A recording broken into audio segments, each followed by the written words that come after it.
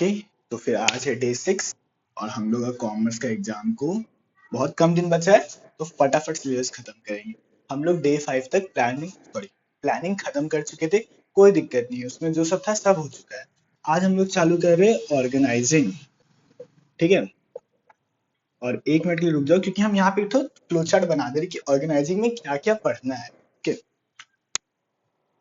Okay, तो फिर बन चुका है कि क्या क्या पढ़ना है। ठीक है, एक बार चेक कर लेते हैं और हम भी समझा देते हैं सब चीज। ऑर्गेनाइजिंग में पहला चीज हम लोग को पढ़ना है ऑर्गेनाइजिंग का मीनिंग। ठीक है, फिर पढ़ना है ऑर्गेनाइजिंग का इंपॉर्टेंस।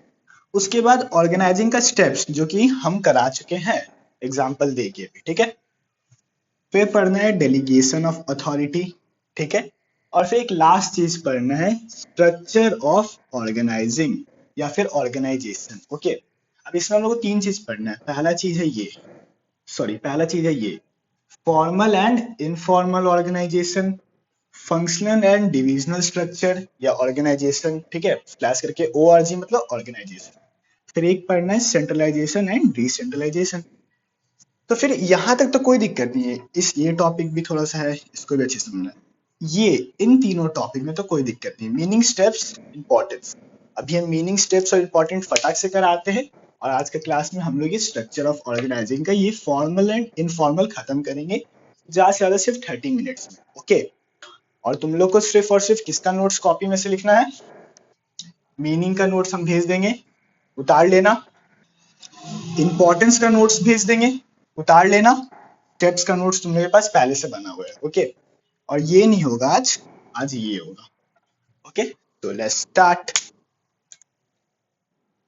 ओके, तो फिर हम लोग अभी ऑर्गेनाइजिंग का मीनिंग कर रहे हैं और तुम लोग को इसका नोट यहीं से लिख लेना है। ठीक है, ग्रुप खोलने का जरूरत नहीं है।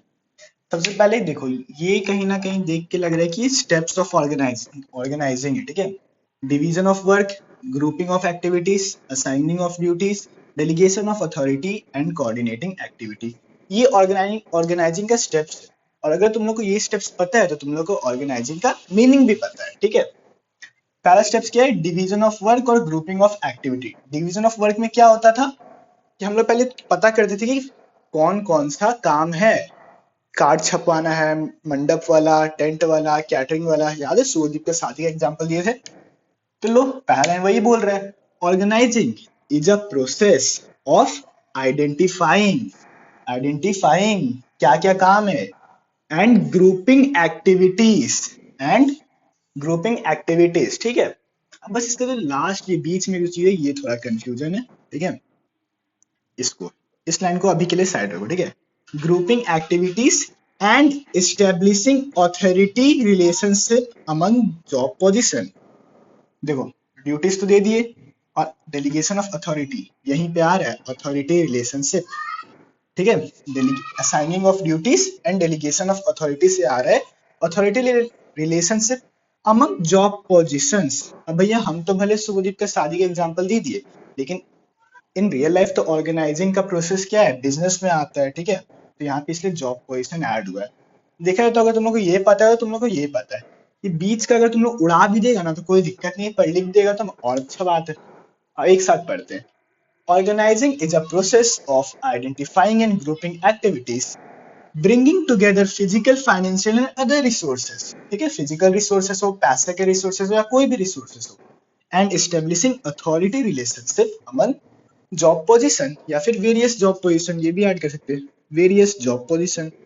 ठीक है, ये था ऑर्गेनाइजिंग का मीनिंग। फटाफट नोट कर लो वीडियो को पॉज करके। ये तो स्टेप्स है, ये है मीनिंग ये। ओके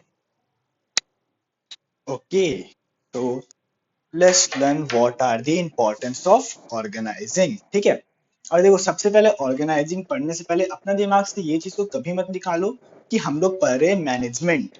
मैनेजमेंट मतलब ह्यूमन रिसोर्स को कैसे मैनेज किया जाता है। ठीक है, एक मैनेजर क्या काम करता है ऑर्गेनाइजेशन में? सिर्फ उसका काम ह्यूमन रिसोर्स को ही मैनेज करना नहीं है, और भी बहुत सारा चीज है। ठीक है, तो सबसे पहला है ये स्पेशलाइजेशन। ठीक है, अभी स्पेशलाइजेशन का मतलब क्या होता है पहले ये समझ लो। स्पेशलाइजेशन मतलब काम को डिवाइड करना। ओके, अभी के लिए बस समझो, काम को डिवाइड करना ताकि काम आसान हो जाए। जो कि हम लोग शुभदीप का शादी में उसका कार्ड वार्ड को बांटना, सब चीज को, काम को डिवाइड कर दिए थे। ठीक है, तो ये तो पहला इंपॉर्टेंस हो गया। दूसरा इंपॉर्टेंस क्या है? Optimum utilisation of human resource. अब भैया अगर हम सुजीत का शादी में सबका काम को वेल एकदम क्लियरली डिफाइन कर दिए हैं कि भैया तुम आदमी या तुम भाई ये आदमी है, तुमको टेंट संभालना है, तुमको वो संभालना है, तो वैसे मान लो कि मेरे पास 5 लोग हैं काम करने के लिए, 5 लोग हैं काम करने के लिए, तो हम सबको एकदम सही जगह पे लगा सकते हैं और वो लोग का जो भी पावर है उसका बढ़िया से यूज कर सकते हैं। ठीक है, तो यही था optimum utilisation of human resource. ठीक है, इसका तुम लोग को बढ़िया से नोट्स हम भेजेंगे अभी। ठीक है, ग्रोथ एंड डाइवर्सिफिकेशन। ऑर्गेनाइजिंग की मदद से एक बिजनेस एक्सपैंड हो सकता है अगर वो सब चीज वेल ऑर्गेनाइज रखेगा तो। ओके, फिर आता है ट्रेनिंग एंड डेवलपमेंट। भैया ऑर्गेनाइजिंग मदद करता है ताकि जो लोअर लेवल में मैनेजमेंट है ना, देखो मैनेजमेंट, ऑर्गेनाइजेशन में मैनेजमेंट का बहुत सारा लेवल होता है, lower level of management, medium और टॉप। ठीक है, तो जो लोअर लेवल पे है उसको भी क्या बोलते हैं, उसका भी डेवलपमेंट होगा, उसका भी ट्रेनिंग होगा। ठीक है, तो ये फायदा करता है। ठीक है, adaptation to change with the help of organising. अगर एक्सटर्नल इन्वायरमेंट मतलब कि बिजनेस के अंदर, बिजनेस के बिल्डिंग के अंदर क्या हो रहा है छोड़ो, बिल्डिंग के बाहर एक्सटर्नल इन्वायरमेंट में जो भी चीज हो रहा है, कोई भी एक्टिविटी हो रहा है जिससे हम लोग का बिजनेस इन्फ्लुएंस हो सकता है, तो ऑर्गेनाइजिंग की मदद से हम लोग अडेप्ट कर सकते हैं उस चेंज को। ओके, अब इसका हम तुम लोग को भेज दे रहे हैं ग्रुप में, अभी तुरंत लिख लो ये वीडियो को पॉज करके। ये आज जाएगा तुम लोग का day 6, importance of organising detailed. ये डिटेल करके ग्रुप में जाएगा। ठीक है, तुम लोग इसको फटाफट अभी तुरंत ही नोट कर लो। आज का डेट उट सब कोई देख लो, इसी दिन सब चीज ग्रुप में जाएगा। हम इसको रब करें क्योंकि मेरे को जगह चाहिए। ओके ओके, सो अभी हम लोग बढ़ रहे हैं फॉर्मल एंड इनफॉर्मल ऑर्गेनाइजेशन के ऊपर, और जो भी हम बोर्ड पे जो चीज बनाया वो तुम लोग के लिए रामबाण है। ठीक है, बहुत ज्यादा ही रामबाण है, इतना कम पैसा में देना तो नहीं चाहिए तुम लोग को इसे, पर चलो कोई बात नहीं। ठीक है, वापस से हम लोग क्या पढ़ रहे हैं? मैनेजमेंट। क्या पढ़ रहे हैं? मैनेजमेंट। मैनेजमेंट में ऑर्गेनाइजिंग का चैप्टर कभी नहीं भूलना है कि पढ़ क्या रहे हैं। ठीक है, अब एक होता है फॉर्मल ऑर्गेनाइजेशन, एक होता है इनफॉर्मल ऑर्गेनाइजेशन। ठीक है, फॉर्मल से, फॉर्मल सबसे ये पता चल रहा है कि भैया कुछ बढ़िया चीज है। ठीक है, बढ़िया चीज मतलब कि सब चीजें डिसिप्लिन में है, रूल्स एंड रेगुलेशन है, अथॉरिटी रिस्पॉन्सिबिलिटी है। और सोशल ऑर्गेनाइजेशन में क्या भाई, सब ठीक ना? हाँ सब ठीक, इस टाइप का चलता है। ठीक है, कोई रूल्स रेगुलेशन नहीं, कोई रिस्पॉन्सिबिलिटी नहीं, कुछ नहीं, ये इनफॉर्मल है। ठीक है, तो भैया एक मान लो कि अभी देखो तुम लोग को ये चीज समझने से पहले तुम लोग को भी लग रहा है कि एक इनफॉर्मल ऑर्गेनाइजेशन ये अलग बिल्डिंग है और फॉर्मल ऑर्गेनाइजेशन एक अलग बिल्डिंग है, पर दोनों अलग बिल्डिंग नहीं है, एक बड़ा सा बिल्डिंग है, उसी के अंदर फॉर्मल और इनफॉर्मल ऑर्गेनाइजेशन दोनों है। एक बिल्डिंग के अंदर ही दो ऑर्गेनाइजेशन है, ये समझ के चलना है। क्या? एक बिल्डिंग के अंदर ही दो ऑर्गेनाइजेशन है। चलो, अब सबसे पहला चीज हम लोग देखेंगे कि भैया फॉर्मल ऑर्गेनाइजेशन का मीनिंग क्या होता है। इधर उधर कहीं ध्यान नहीं देना है। फॉर्मल ऑर्गेनाइजेशन का मीनिंग क्या होता है? Formal organisation means structure of authority and responsibility. Structure of authority and response sorry authority and responsibility relations. ठीक है, authority and responsibility responsibility relationship. ठीक है, दूसरा इनफॉर्मल ऑर्गेनाइजेशन मतलब क्या होता है? Network of social relationship. क्या भाई, सब ठीक ना? इस टाइप का। ठीक है, दोनों एक ही बिल्डिंग के अंदर है। ठीक है, एक कंपनी के अंदर फॉर्मल और इनफॉर्मल ऑर्गेनाइजेशन दोनों होता है। आई नो थोड़ा सुनने में अजीब लग रहा है, बट समझना पड़ेगा हम लोग को ऐसे ही। ठीक है, तो मीनिंग तो क्लियर है, structure of authority and responsibility relationship, network of social relationship. अब हम लोग का भैया इस चैप्टर का है कैरेक्टरिस्टिक्स, सॉरी इस ऑर्गेनाइजेशन का है कैरेक्टरिस्टिक्स। अभी कैरेक्टरिस्टिक ही तुम लोग के रामबाण है। ठीक है, बस समझते जाओ। फॉर्मल ऑर्गेनाइजेशन का कैरेक्टरिस्टिक्स क्या है? It is deliberately created by top management. Formal organisation कौन बनाता है? जानबूझ के, deliberately created by top management. Top management का मैनेजर लोग बनाता है फॉर्मल ऑर्गेनाइजेशन। इनफॉर्मल कौन बनाता है? ये तो भैया अनप्लैंड है, it is unplanned and arises spontaneously. Spontaneously का मीनिंग मेरे को नहीं पता है, गूगल कर लेना। पर जो भी ये अनप्लैंड होता है ये अपने आप बन जाता है ऑर्गेनाइजेशन के अंदर, ठीक है, अपने आप अनप्लैंड रहता है, ठीक है। लेकिन ये डेलिबरेटली मतलब कि सोच समझ के, जानबूझ के सोच समझ के बनाया जाता है टॉप मैनेजमेंट के द्वारा। दूसरा, formal organisation have written rules and procedure, informal has no written rules and procedure, no written rules and procedure. It is created to achieve organizational goal. Organisation का जो गोल है उसको अचीव करने के लिए फॉर्मल ऑर्गेनाइजेशन को बनाया जाता है। इसको क्यों बनाया जाता है? To achieve social goals, to achieve social goals. तीसरा देखो, सॉरी चौथा देखो, formal organisation defines authority and responsibility. Formal organisation क्या बताता है कि अथॉरिटी और रिस्पॉन्सिबिलिटी है। इनफॉर्मल क्या बनाता है? It reflects social relationship among people. क्या बताता है? Social relationship among people. ये भैया था इसका कैरेक्टरिस्टिक्स। अब देखो मेन चीज क्या है कि इसका डिफरेंसेस भी है सिलेबस में, ठीक है। तो अब देखो जो कैरेक्टरिस्टिक्स है वही डिफरेंस है, देख के नहीं लग रहा है? बस इसका बेसिस ऑफ डिस्टिंक्शन, जो भी बोलते हैं बेसिस ऑफ डिस्टिंक्शन, वो लिख लो, ठीक है। बेसिस, क्योंकि भैया बेसिस लिखना जरूरी है। और यहाँ पे कैरेक्टरिस्टिक्स लिखना मत आ जाना भैया, यहाँ पे लिखना इनफॉर्मल और फॉर्मल जो भी है, ठीक है। जो जिस तरीके से भी लिखना है बस लिखना है। यहाँ पे कैरेक्टरिस्टिक हम ये इसलिए लिखे क्योंकि ये कैरेक्टरिस्टिक्स भी है। अब देखो बेसिस में क्या लिखना है? Deliberately created by top management. तो पहला हम यहाँ पे लिखेंगे फॉर्मेशन। फॉर्मेशन कौन फॉर्म करता है? Top management. ये अनप्लैंड है, ठीक है। और फिर क्या है? Rules, okay, rules and regulation, ठीक है। Written rules regulation, no written rules and regulation, ठीक है। चौथा क्या है? इसका क्या दे सकते हैं हम लोग? गोल्स। वाओ, गोल्स, या फिर हम लोग इसको एम्स भी लिख सकते हैं। एम्स, एम्स मतलब क्या है? ऑर्गेनाइजेशन गोल है, सोशल गोल है, ठीक है। चौथा में क्या लिख सकते हैं? Relationship, okay, relationship. ये it defines authority and responsibility, relationship. It reflect social relationship among people.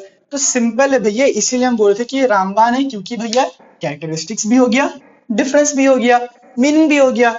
बनाओ फटाक से टेबल को, कॉपी में तुरंत बनाओ, तुरंत। इसका ग्रुप में नहीं भेज रहे, ये ऐसे ही, जल्दी बनाओ फटाक से। ओके, तो अब हम लोग पढ़ रहे हैं फॉर्मल ऑर्गेनाइजेशन का एडवांटेज और डिसएडवांटेज। डिसएडवांटेज को हम लोग लिमिटेशंस भी कहते हैं। तो अब एक फॉर्मल ऑर्गेनाइजेशन की वजह से क्या क्या एडवांटेजेस हम लोग को मिल सकता है? एक ही बिल्डिंग है, उसी के अंदर फॉर्मल भी है, इनफॉर्मल भी है। एक ही बिल्डिंग के अंदर ये दोनों ऑर्गेनाइजेशन होता है। बार बार देखो क्या पढ़ रहे हैं? मैनेजमेंट, ठीक है। एडवांटेजेस, और हाँ सॉरी, यहाँ पे जैसे लिखा है सेम लिख के आ सकते हैं। नो मेन हेडिंग जो लिखते हैं ना, मेन हेडिंग फिर उसके नीचे डेफिनेशन, इसमें बोला लिखने का जरूरत नहीं है, वो इनफॉर्मल में लिखने का जरूरत है, ठीक है। इसमें ऐसे डायरेक्ट लिख के आ सकता है तुम लोग, ठीक है, कोई दिक्कत नहीं। पहला, फॉर्मल ऑर्गेनाइजेशन का एडवांटेजेस। पहला एडवांटेज क्या है? Easy to fix responsibility. Responsibility fix करना भाई बहुत इजी है कि किसको क्या काम देना है, किसको क्या काम नहीं देना है। तुमने यहाँ पे डायरेक्ट लिख सकते हैं कि एडवांटेजेस क्या है? इजी टू फिक्स रिस्पॉन्सिबिलिटी, खत्म। दूसरा, unity of command. Unity of command principle of management में फयोल का प्रिंसिपल है, ठीक है। Unity of command is maintained through scalar chain. Scalar chain में क्या होता है तुम लोगों को पता है। स्केलर चेन को सॉल्व करने के लिए कौन सा मेथड है? Gang plank. अच्छे से पढ़ो, तुम लोगों को नहीं याद है, एक और प्रिंसिपल्स रिवाइज करो, ठीक है। तो यूनिटी ऑफ कमांड मेंटेन रहता है भैया थ्रू स्केलर चेन। ये फॉर्मल ऑर्गेनाइजेशन का दूसरा एडवांटेज। दूसरा, नो डुप्लीकेशन ऑफ वर्क। कोई भी काम को दो बार नहीं किया जाएगा फॉर्मल ऑर्गेनाइजेशन में। क्यों? क्योंकि as duties of each employees are clearly defined. किसको क्या काम करना है एकदम क्लियरली डिफाइंड है, तो क्यों दूसरी बार वही काम होगा? दो आदमी एक काम नहीं करेगा, सिंपल। किसको क्या करना है डिफाइंड है। चौथा है provide stability as there are rules to guide and control behaviour of employees, ठीक है। स्टेबिलिटी प्रोवाइड करता है। कैसे स्टेबिलिटी मिलता है? क्योंकि वहां पे भैया कुछ रूल्स बने हुए फॉर्मल ऑर्गेनाइजेशन में जो कि एम्प्लॉयज के बिहेवियर को कंट्रोल करते हैं। ये हम समझ सकते हैं थोड़ा सा चटपटा है, तो कोई बात नहीं, इसको चटपटा मान लो, इसको चटपटा मान लो, खुद पता चलेगा कि चटपटा है तो इसको याद रखना ही है, मन में आ जाएगा कि चटपटा है। डिसएडवांटेजेस, पहला डिसएडवांटेज है रिजिड। रिजिड का मतलब क्या बच्चे समझो। As here is rigid framework, मतलब कि भैया कैसे काम करना है, स्टेप बाय स्टेप सब चीज चलना है, एकदम रिजिड है। एम्प्लॉयज को जैसे गाइड किया गया है वैसे ही गाइड, मतलब उसी वे में उसको काम करना है, सब चीज रिजिड फ्रेमवर्क है, ठीक है। So individual creativity lacks, lacks मतलब सफर करता है, ठीक है भैया। As here is rigid framework individual creativity lacks. Procedural delays, procedural delays क्या होता है? अब देखो भैया, फॉर्मल ऑर्गेनाइजेशन है तो भैया सब चीज एकदम स्टेप बाय स्टेप होगा। अब अगर कोई यहाँ पे बैठा हुआ है, कोई मतलब कि मान लो कि कोई लोअर मैनेजमेंट का बंदा है, उसको सॉरी लोअर मैनेजमेंट का बंदा है, उसको कम्युनिकेट करना है टॉप मैनेजमेंट से, तो उसको पहले मीडियम मैनेजमेंट में जाना पड़ेगा, फिर टॉप में जाना पड़ेगा। हो सकता है कि उसके बीच में भी और भी बहुत सारा वेस्ट होगा कम्युनिकेट करने का, तो भाई इस तरीके से जाने में टाइम लगेगा, तो डिले होगा। एस्टेब्लिश्ड चेन ऑफ कमांड, जिसको क्या बोलते हैं? Scalar chain. स्केलर चेन क्या है? पढ़ाएं, बिल्कुल पढ़ाएं। एस्टेब्लिश्ड चेन ऑफ कमांड, जिसको स्केलर चेन कहते हैं, एंड कम्युनिकेशन मतलब chain of communication may lead to procedure delays, ठीक है। चौथा में क्या लिख सकते हैं? It does not provide complete picture of how organisation work, ये भी लिख सकते हैं। और human relationship are ignored, formal organisation है, ह्यूमन रिलेशनशिप इग्नोर, ह्यूमन का फीलिंग्स इग्नोर्ड, ठीक है। सेम जैसे लिखा है वैसे एग्जाम में अगर आया तो लिख के आ सकते हैं, फटाक से नोट कर लो। ओके, साइडेड जा रहे। ओके, तो let's start next topic, informal organisation के एडवांटेजेस एंड डिसएडवांटेजेस। पढ़ाने से पहले इसका तुम लोग को क्या बोलते हैं? ब्लॉक पॉइंट के साथ हेडिंग, मतलब हेडिंग के साथ, ये सबको बोलते हैं हम ब्लॉक पॉइंट्स या मेन हेडिंग। मेन हेडिंग के साथ अंदर में क्या लिखना है वो हम तुम लोग को भेजेंगे। क्या करके भेजेंगे? यहीं पे भी लिख देते हैं, informal organisation disadvantages and advantages detailed, इस नाम से जाएगा। Okay, day 6। अब पढ़ो और समझो। एडवांटेजेस क्या है? सेंस ऑफ बिलोंगिंगनेस, भाई अपनापन सा लगता है इनफॉर्मल ऑर्गेनाइजेशन में कि क्या भाई सब ठीक भाई, अच्छा भाई, बाय भाई, लगता है कि भैया मेरा भी कोई रिस्पेक्ट है, सेल्फ सेल्फ वर्थ है मेरा, ठीक है। सेल्फ वर्थ है मेरा, लो, सेल्फ वर्थ है मेरा, ऐसा लगता है भैया अपनापन सा। रिलीफ फ्रॉम मोनोटोनी, मोनोटोनी मतलब क्या होता है? बोर्डम, मतलब बोरियत से छुटकारा मिलता है भैया फॉर्मल ऑर्गेनाइजेशन में। हमेशा रिपीटेटिव टास्क करते रहो, रिपीटेटिव टास्क करते रहो, यहाँ पे वो नहीं, बोर्डम तो छुटकारा मिलता है। सॉल्यूशन टू वर्क प्रॉब्लम, सब भाईचारा है, भाईचारा ऑन टॉप है यहाँ पे, ठीक है। तो क्या होता है कि भैया कोई दोस्त को कोई दिक्कत हुआ तो हम अपना प्रैक्टिस स्किल से उसको हेल्प करेंगे, ठीक है। हम अपने प्रैक्टिस स्किल से उसको हेल्प करेंगे, सब मिल बांट के, ठीक है। Innovation and creativity, informal organisation एक ऐसा इन्वायरमेंट प्रोवाइड करता है जिसमें एक इंडिविजुअल का क्रिएटिविटी और उसका इनोवेशन सब चीज बढ़ेगा, ठीक है। अब डिसएडवांटेजेस बढ़िया बढ़िया, ठीक है। पहला है रूमर, इनफॉर्मल है, रूमर बहुत भयंकर तरीके से फैलेगा कि अरे उसका चक्कर इसके साथ, अरे इसका चक्कर उसके साथ। फॉर्मल में भी फैलता है लेकिन इनफॉर्मल में ज्यादा, ठीक है, बहुत ज्यादा पीक पे चलता है, ठीक है। अब इतना ज्यादा रूमर्स उड़ता है, बहुत तरीके का उड़ सकता है, ठीक है, तो इसकी वजह से भैया एंटरप्राइज या ऑर्गेनाइजेशन का क्या बोलते हैं, इज्जत खराब हो सकता है, ठीक है। यह है disadvantage. Resistance to change, simple इसका मतलब है कि भैया ये लोग चेंज को क्या समझते हैं? चेंज को ये लोग समझता है थ्रेट, थ्रेट समझता है, थ्रेट खतरा है। चेंज कर देंगे तो भैया एम्प्लॉय सब काम नहीं करेंगे, वैसे उन लोगों को मजा नहीं आएगा। चेंज कर देंगे तो उन लोगों को पहले जैसा फील नहीं होगा, ठीक है। तो ये लोग को रेसिस्टेंट मतलब चेंज नहीं कर पाता है, ठीक है। तो चेंज नहीं होता है यहाँ पे, कोई भी चीज से चेंज नहीं होता है। जैसे कि अभी हम पढ़े थे कहीं पे, तो क्या बोलते हैं, एक्सटर्नल इन्वायरमेंट में अगर कोई दिक्कत आएगा तो चेंज हो सकता है। कहाँ पे पढ़े थे, याद नहीं कहाँ पे पढ़े थे, छोड़ो हटाओ, ठीक है। रोल कॉन्फ्लिक्ट, ये बढ़िया पॉइंट है, तभी से हम तुम लोगों को समझा रहे थे कि एक बिल्डिंग है, इनफॉर्मल भी उसके अंदर है, फॉर्मल भी उसके अंदर है, ठीक है। आप समझो, अगर कोई एक आदमी फॉर्मल ऑर्गेनाइजेशन का भी मेंबर होगा, इनफॉर्मल ऑर्गेनाइजेशन का भी मेंबर होगा, ठीक है, तो अब भाई आएगा रोल कॉन्फ्लिक्ट। रोल मतलब क्या, परफॉर्म कैसे करे, कॉन्फ्लिक्ट मतलब पता है, लड़ाई झगड़ा भैंसा भैंसी, ठीक है, दिक्कत, ये सब चीज, ठीक है। अब वो फॉर्मल ऑर्गेनाइजेशन में, तो फॉर्मल ऑर्गेनाइजेशन उससे एक्सपेक्ट करता है हार्डवर्क, यही लिखा है ना, वो देख लिया, आ गया, ये रहा, ठीक। फॉर्मल ऑर्गेनाइजेशन उससे क्या बोलते हैं, एक्सपेक्ट करता है हार्डवर्क, और इनफॉर्मल ऑर्गेनाइजेशन क्या बोलता है कि भैया आराम आराम से चलो, धीरे धीरे चलो, आराम से काम करो।